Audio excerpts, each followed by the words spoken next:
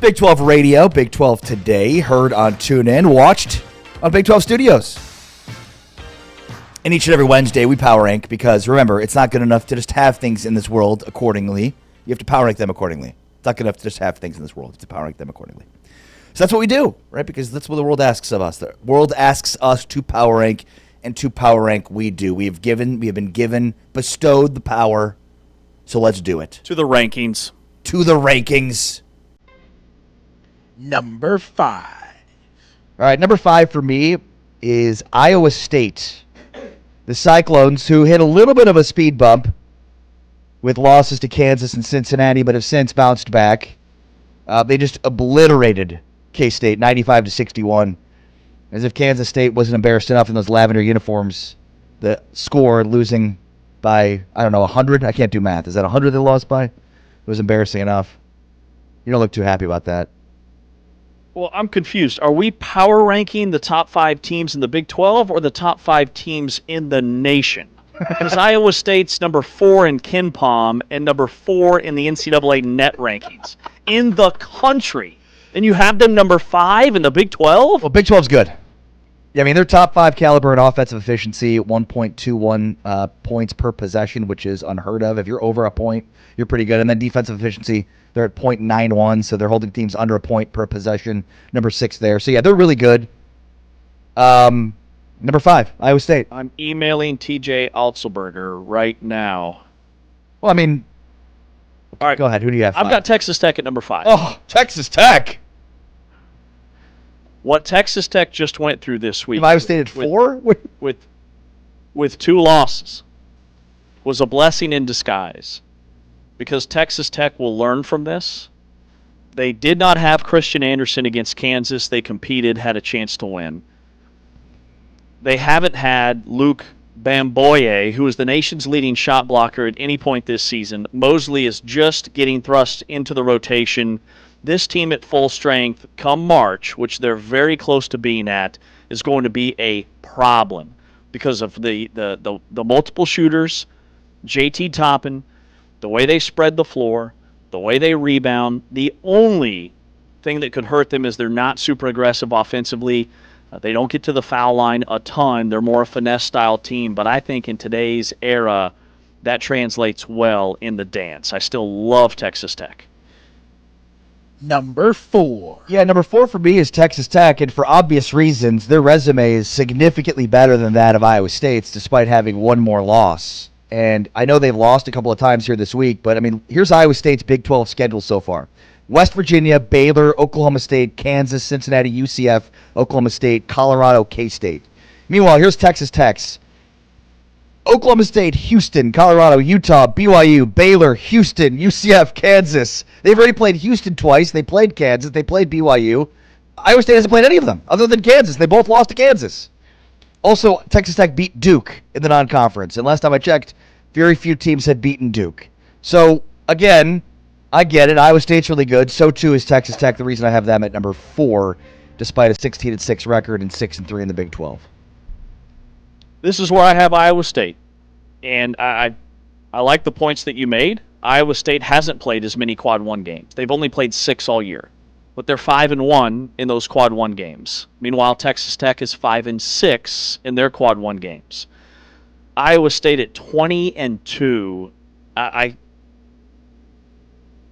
still think people are undervaluing them. The only knock on Iowa State is their league schedule hasn't been as tough as some of the other teams, but their non-conference schedule was. And they had some huge wins, including a true road win at Purdue by 30. And now in Big 12 play, the teams that aren't in the top half of the conference, they are clubbing. I mean, they're beating them by 30, 40 points. It's insane. This team, I cannot wait to see what they look like against some of the upper echelon teams in the league, but I still think they're legit. Number 3. All right, very curious if we're going to have the same top 3 here. This is where I put my Jayhawks, who are coming off a incredible week. When you go back and look about 3 weeks ago in the power rankings, they weren't even in the top 5. Now they've climbed all the way to 3 with wins this week.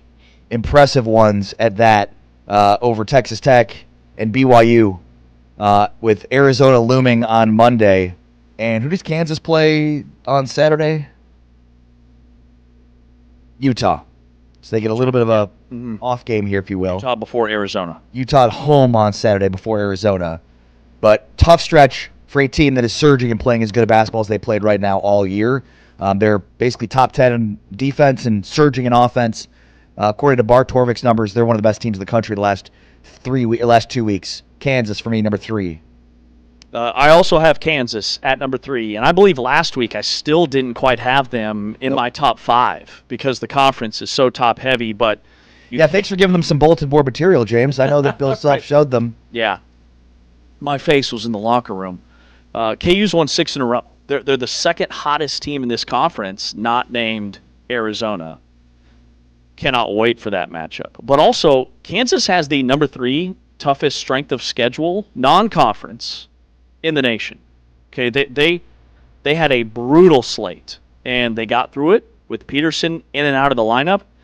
So they're top 8 in the country defensively. They're top 5 in the country at protecting the rim. They block shots. The only knock on them would be, do they have enough perimeter shooting? But when Darren Peterson is healthy, it doesn't matter. We're talking about a guy that I would take right now for Cooper Flagg, who's just on another level in the NBA. I love this Kansas team. By the way, Kansas, you want to know their longest Big 12 win streak last year? 3 or 4? 3. In 2024? 3 or 4? 2. 2. Wow. So 6 and counting here. They're back. They're back. Number 2. Number 2 for me is Houston. 19-2, 7-1. I don't know how you can make a case for Arizona here at number 2, so I won't. I'm kind of surprised you and I have the same top 3, but I digress. We basically have the same top 5 with the exception of Texas Tech and Iowa State, and I'm clearly right about that one. Look, I mean, this is one of the best defensive teams in the country and continues to be year in and year out under Kelvin Sampson. I think Houston's becoming a pick for many to be a Final Four national championship team, which they've been all year for us. And they've done nothing so far this season to disparage that. Houston, number 2. Yeah, I've got Houston number 2 as well. They have a really nice non-conference win over Arkansas, who's now 17-5 and ranked 14th in the country. They also have non-conference wins over Auburn and Syracuse and Notre Dame and Florida State. Like, they played a pretty tough non-conference schedule. Then they get into league play. I think splitting with Texas Tech doesn't hurt them in any way. They ran into a buzzsaw in Lubbock, and they took care of business this week. They won at TCU when TCU was backed into a corner and really looking for that marquee win. They controlled that game, led wire to wire. Same thing against Cincinnati. Beat them by 22. Their defense is still elite. Kingston Fleming's, what he's doing, shooting 51% as a guard from the floor. Had that 40-burger against Texas Tech, averaging now 17 points per game on the season, which is like 30 for anybody else because Houston has some of the fewest offensive possessions in the country. Number 1. Number 1 is Arizona, 22-0. We've already talked about this, but the longest winning streak to start a season in the history of the Big 12 is 22-0. When the 96-97 Kansas team went to 22-0 before losing to Missouri. Of course, they bowed out in the tournament with, I believe, a team that had Jacques Vaughn and Paul Pierce and Rafe LaFrentz, certainly one of the best Kansas teams Roy Williams ever had. And Arizona beat them in the Elite Eight that year. Huge upset win. Sweet 16. Sweet 16, thank you. So, Arizona right now has matched that. And if they win on Saturday, they will exceed that before a Monday game against Kansas at Allen Fieldhouse at 23-0. But, I mean, look, very few concerns about this team. It seems like they've got everything that you need in order to win a national championship. This is Tommy Lloyd's best team, and we'll see if this postseason proves it out. Yeah, they're the best team in America at 22-0. And they're number 1 now in KenPom. They're still number 2 in the NCAA net rankings, which makes no sense to me because Duke has a loss. Right. Duke is number 1. And I know Duke's won 9 Quad 1 games. They're 9-1 in Quad 1. Well, Arizona's 9-0. They've just played one fewer game in Quad 1. I think the only reason would be that Arizona's strength of schedule is currently 37th in the country, and Duke's is currently 18th. But, like, Arizona's just dominating teams. KenPom has this luck factor, which is basically, like, are you playing above your wins and losses mark? And Arizona's 93rd in the country, which means Arizona's a very well-earned 22-0. They haven't been lucky at any point this season. Meanwhile, Duke is top 50 in the luck rating, so they could have an L or more on their loss than they already do. All right, there you go. There's our top 5 at the Big 12 this week. We always power rank something random, and today, being National Women in Sports Day, we decided let's take a stab at power ranking the top 5 greatest female athletes of all time. For this one, I'm bringing our producer, Taman Turner, T-Chains. Number 5. Who you got, Taman? My 5 is Cheryl Miller. I feel like there's no women's basketball the way it is today without Cheryl Miller. Go. Great call. Yeah, love that. My number 5 will be Jackie Joyner-Kersee, track and field athlete. She was one of the biggest female athletes when I was growing up, and that's what I always remember about her. Heptathlon world record, still stands as a world record. Elite long jump gold level dominance too.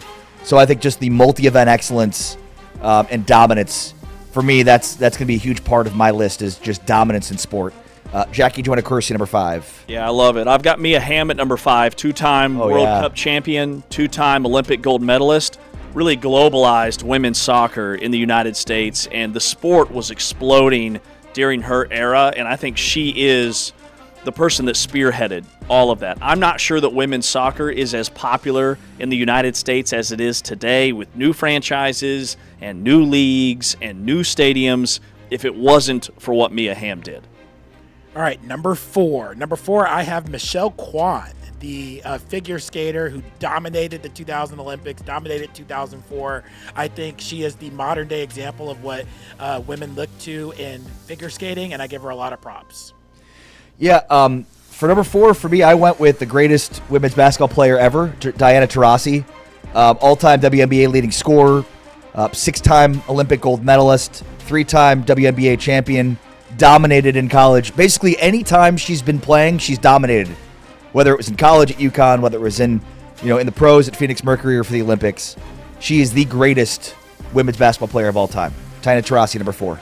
So number 4 for me, I also have a women's basketball player, and neither of the two that you mentioned. There have been so many greats in that sport, and this is kind of a personal favorite. I go Lisa Leslie, who is a 3-time MVP, and the years that she didn't win MVP, she was 2nd or 3rd. She was a 2-time WNBA champ, 4-time Olympic gold medalist, also was the first woman to ever dunk in a WNBA game, and she was kind of like the face early on of women's pro basketball back in the 90s. I go Lisa Leslie.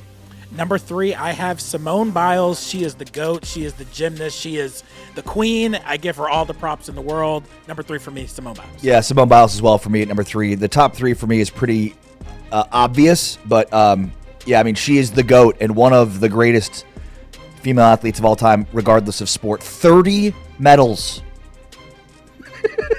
23 gold medals.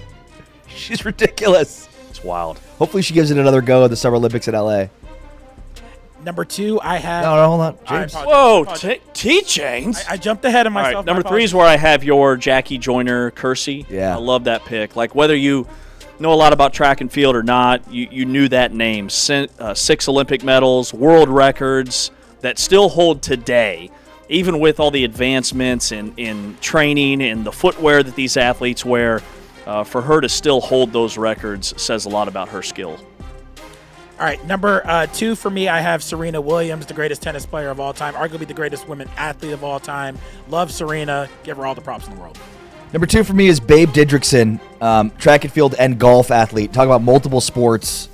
2 golds, silver in track and field in the 1932 Olympics.